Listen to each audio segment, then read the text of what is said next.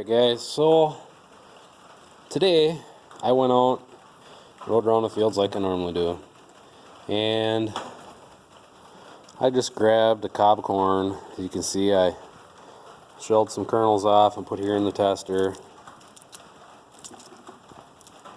Just wanted to get kind of an idea where the corn is sitting at right now. So fill the tester. I'm going to see if I can't set you guys up here somewhere. Balance my phone.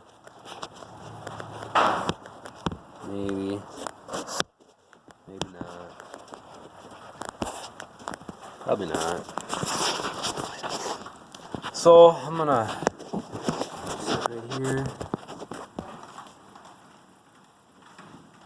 So I'm gonna put the cover on my tester here. You guys can see. And with this tester, you screw it down until the centerpiece is flush with the top. Okay. Now, hopefully you guys can see here. Turn the power on. Yeah, we were already on function 2. Go back to function 2, and we'll let it do its cycle.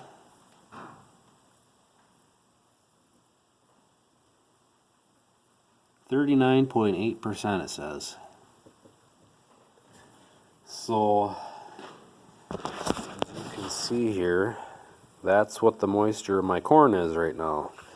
I did one run right before I started recording, and that one said 38.2.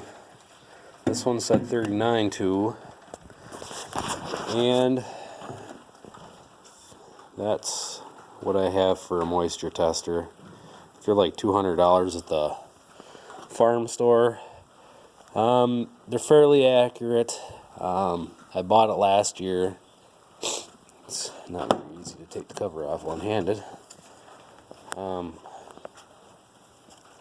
I bought it last year, and it seems to be pretty accurate with what all my tests were coming back from load tickets and what have you.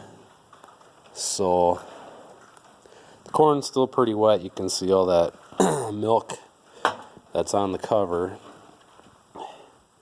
and it squished them pretty good. So it's in there really good. I'll show you the inside of this tester. Sorry for the runny nose. It was down to like 40, and it hasn't warmed up a whole lot yet today. It's almost noon. This corn's a little on the wet side for the tester, as you can tell. Wedges in there pretty good. There, we're clean.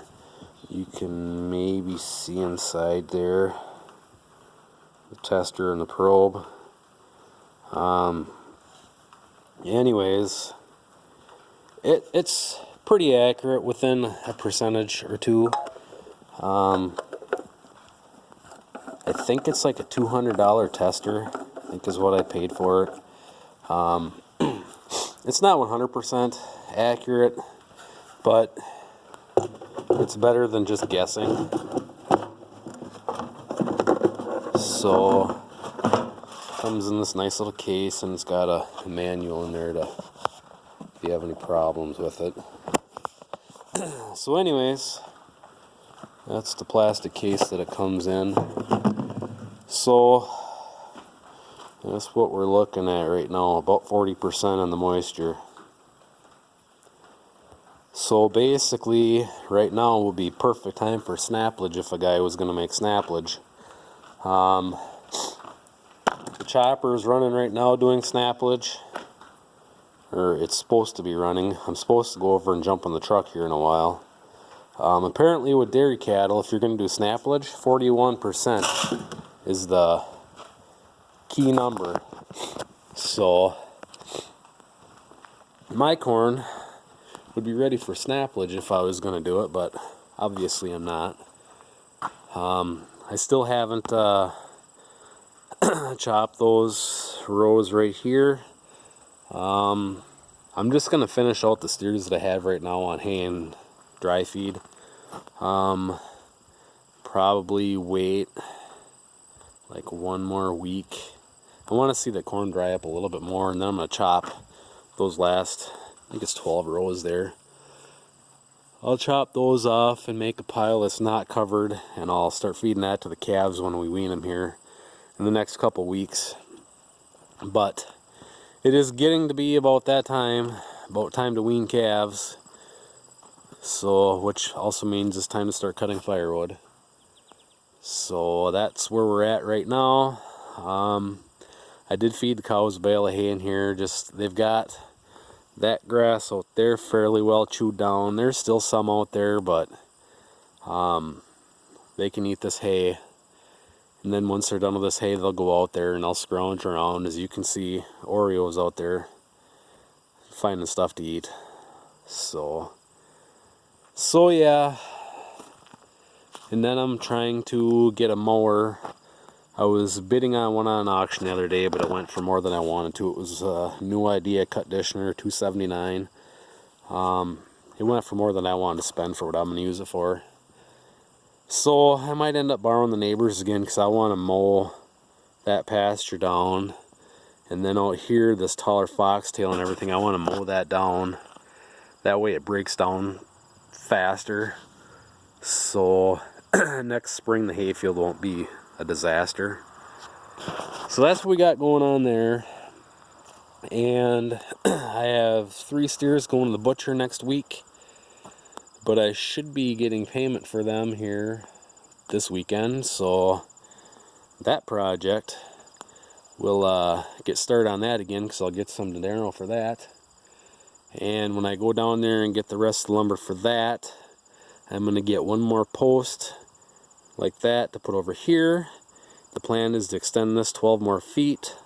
And I'm going to get all the posts for this back side, because we're going to build a shed coming off this side. Right now this 36 feet out, we're going to come over 12 more feet to 48. And then the plan is to build a 48-foot lean-to type shed coming off this side, which is actually going to have the outside wall here closed. And I'm going to put all the bedding in there loose. So that's the plan. I don't think this is going to happen this year. I just want to get the posts set for right now, because then if the posts are set, I could work on it over the winter if, you know, if I had to. It's just, it's hard to drill post holes when the ground is frozen. Everything else can be done in the winter time if need be. But that's where we're sitting right now. Like I say, I want to get that post, and then I want to do my fencing here, get this finished up and get this mess all cleaned up.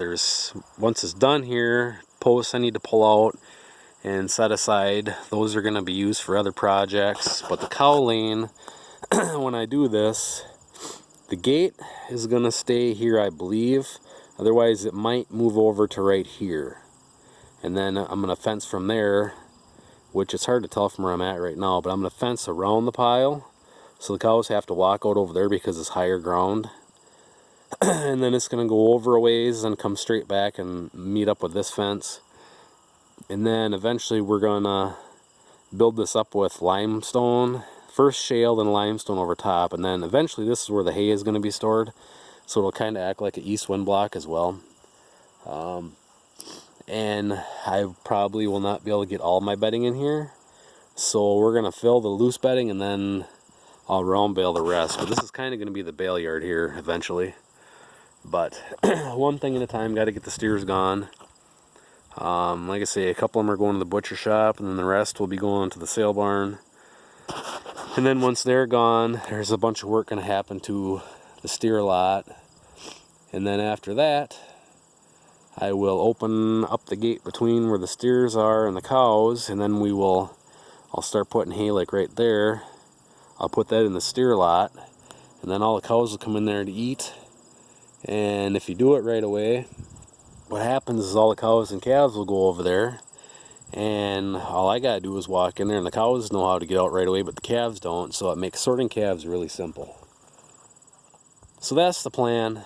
That'll be coming up here in the next couple of weeks. After the calves are weaned off, the cows will go back out. So, but anyways, so that's what's going on today. The corn is at 38, 39, 40%. I only tested that one cob. Some of the cobs out there are probably drier, but I didn't test this field. I tested out of that row that I'm going to chop. It was one of the greener husks out there. I didn't want to test one of the drier ones, so in this field here, I didn't test yet. This field was planted about a week earlier, so it might be drier, I don't know. But it doesn't much matter. It's not drying off the combine, so it is what it is. You can see the tracks are on the skid steer. I cleaned the steer lot the other day, and I cleaned up around the cows area outside. The tracks are on for right now. As soon as the steers are gone, I'm going to get the shed all cleaned out, and then I'm going to have some lime rock delivered to fill in the low spot in the cattle shed where the pigs were. They dug a 3-foot deep hole, and it just gets deeper and deeper, so we're going to fill that back in with lime rock. And then out in the steer lot, we're going to put a load or two of lime rock out there and then slope it downhill so the water won't be sitting on it. Because right now there's a big low spot out there that it acts like a lake. I like to pour concrete, but it's not going to happen. And I'm afraid to pour concrete this fall because I had an idea. Somebody had mentioned something I could do out there to make indoor feeding area. So if I pour concrete, that would kind of mess up that if I decide to do that next year. So I can make a video on that idea too that somebody give me if anybody's really interested in seeing that. So anyways, guys, that's what the corn's looking like. The beans, nobody's even close to rolling around here. I mean, the beans, there's still a lot of green in them, so they're a little bit harder to test. You almost got to take the combine out there and go a little bit. So, but that'll happen here pretty soon. We'll have to get the big green monster out and get the direct cut head off and get the flex head put on and go through and grease everything. And I'm going to change the oil in him and everything before we roll, so there's a bunch of stuff to do yet. But pretty soon we'll get him out and get him ready. So anyways, that's what's happening around this farm. Thanks for watching, guys. We'll catch you later.